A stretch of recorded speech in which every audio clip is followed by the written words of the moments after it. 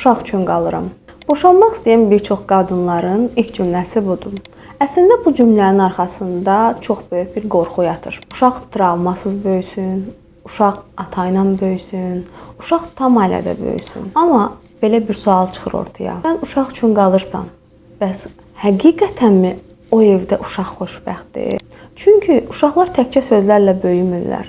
Uşaqlar o evin içindəki sevgisizliyi, susqunluğu, gərginliyi dilə gətirməsələr belə hiss edirlər.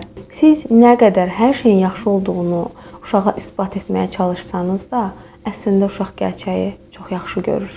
Sən susduqca onlar öyrənir ki, xoşbəxtlik üçün dözmək lazımdır. Bir çox ana zənn edir ki, mən dözüm, tək uşağım heç nə hiss etməsin. Halbuki sən dözdükcə uşağın susmağı öyrənir.